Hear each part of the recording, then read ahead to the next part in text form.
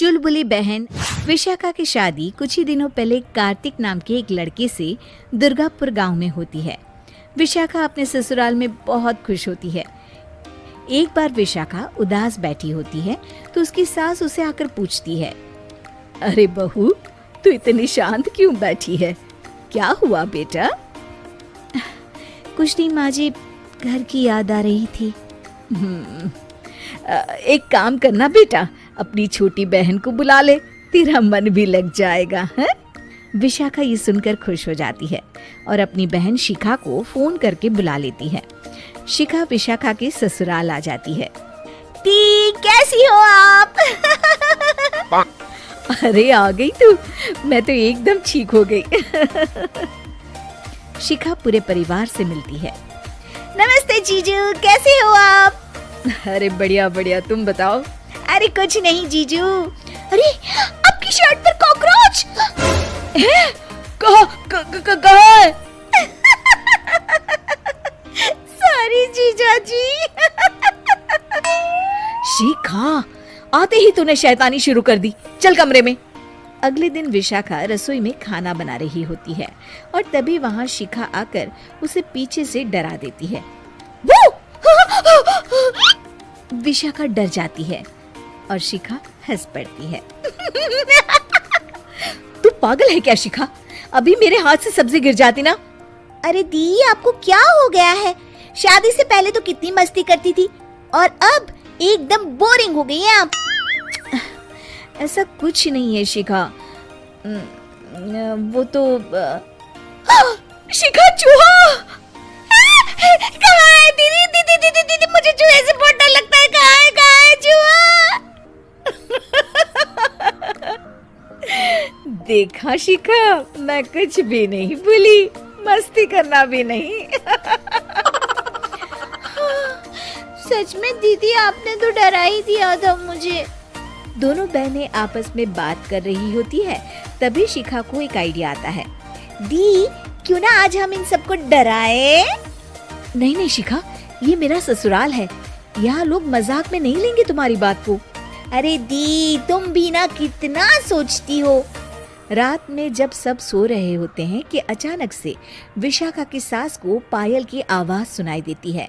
वो आंगन में आकर देखती है तो आवाज आना बंद हो जाती है। अरे कौन है इतनी रात को? वो जैसे ही मुड़ती है तो देखती है कि सफेद साड़ी में एक औरत घूम रही है। वो डर जाती है और भागकर अपने कमरे में चली जाती है। वो औरत और कोई नहीं पर शिखा होती है। सास को डरा हुआ देख शिखा जोर जोर से हंसने लगती है।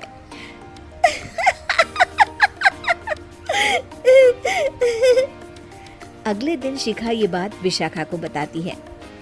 ऐसा तुझे नहीं करना चाहिए था शिखा, ये मेरा ससुराल है और तू यहाँ ऐसे मजाक नहीं कर सकती। किसी को पता चल गया ना तो हमारी तो शामत आ जाएगी।